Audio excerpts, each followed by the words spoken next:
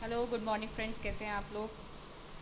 मैं सब I hope you all are good and I wish कि आप लोग ठीक रहें, पॉजिटिव रहें और अपने घर में रहें, ठीक है, क्योंकि बच्चों का बाहर निकलना इज़ नॉट सेफ। और वही कहना कि आप लोग अगर थोड़े से भी बीमार हो जाएंगे तो आपके पेरेंट्स ज़्यादा क्या होंगे, आपके अफेक्टेड होंगे। तो बेटर है कि you should stay at home, क्योंकि जब हम लोग के पास फैसिलिटी है तो हम घर रहकर भी बहुत सारी चीज़ें क्या कर सकते हैं, गेन कर सकते हैं, ठीक है।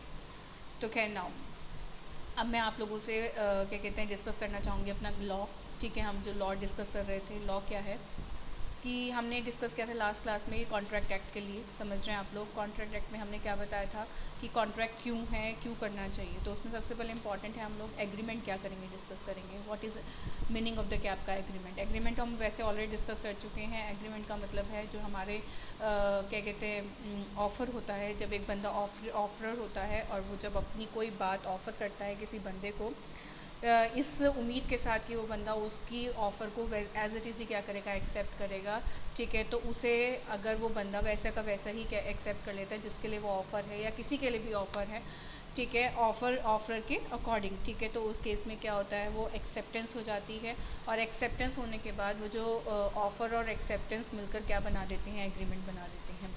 वी ऑलरेडी डिस्कस दिस, ठीक है। अब नाउ हमें ये कंसीडर करना है कि जो एग्रीमेंट होते हैं वो कितने तरह के होते हैं, ठीक है। वो तो हम लोगों ने भी डिस्कस अभी पीछे किया था on the basis of the formation.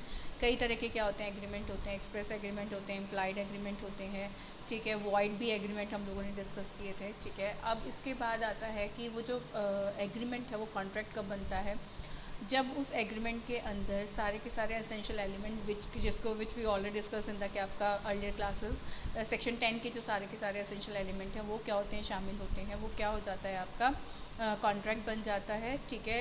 क्योंकि जो अथॉरिटी है जो कॉन्ट्रैक्ट को रजिस्टर करती है, ठीक है, वो ये देखती है कि क्या इसमें सारे के सारे जो एलिमेंट्स हैं जो कि ये कॉन्ट्रैक्ट करने के लिए होने चाहिए, अगर वो हैं, ठीक है, तो अल्टीमेटली वो कॉन्ट्रैक्ट क्या हो जाएगा, आपका रजिस्टर कर दिया जाएगा और वो कॉन्ट्रैक्ट ऑटोमेटिकली रजिस्टर होते क्या बन जाएगा, एक फुल फ्लैश कॉन्ट्रैक्ट बन जाएगा।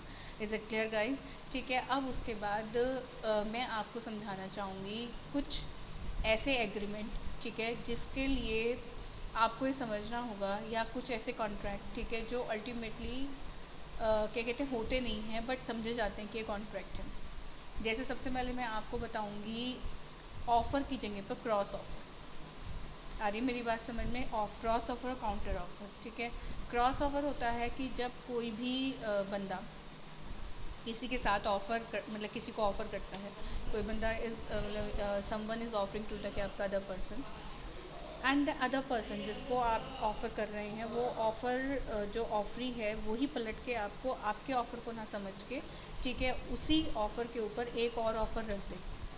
जैसे फॉर एग्ज़ाम्पल मैं किसी ग्रीन ग्रॉसर के पास गई एंड क्या कहते हैं, मैंने उससे पूछा कि ये भिंडी कितने की है। उसने बोला 50 रुपये। तो मैंने उसको बोला कि नहीं, ये तो बहुत महंगी दे रहे हो, मैं तो 40 की लूँगी। तो पलट के मैंने कितने का ऑफ़र दिया उसको, 40 का ऑफ़र दिया। तो इट मीन्स उसने जो मुझे 50 रुपये का ऑफ़र दिया था वो ख़त्म हो गया, ठीक है, और मेरा 40 रुपये का ऑफ़र क्या हो गया, कंटिन्यू हो गया। क्रॉस ऑफ़र होते ही जैसे ही क्या होता है, क्रॉस ऑफ़र होता है, जो पहले वाला ऑफ़र होता है वो ऑटोमेटिकली क्या हो जाता है, ख़त्म हो जाता है, ठीक है। क्लियर हो गया है?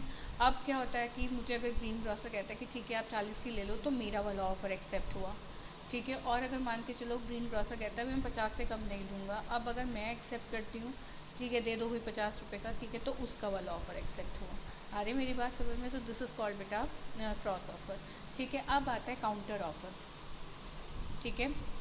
सॉरी, ये जो मैंने अभी समझाए पलट के काउंट, ये आपको मैंने काउंटर ऑफ़र समझाया, ठीक है। अब मैं आपको बताती हूँ क्रॉस ऑफ़र।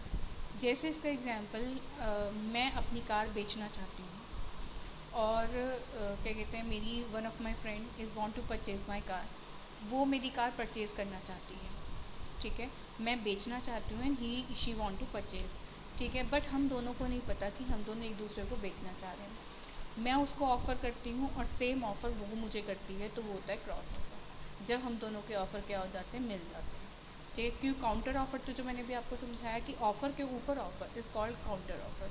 क्रॉस ऑफ़र जब दोनों पार्टी को नहीं पता जिनके बीच में ट्रांजेक्शन होने वाली है, वो दोनों एक दूसरे को क्या कर रहे हैं, ऑफ़र कर रहे हैं सेम चीज़ का, तो उसे बोलते हैं आपका क्या, क्रॉस ऑफ़र, ठीक है। जैसे मैंने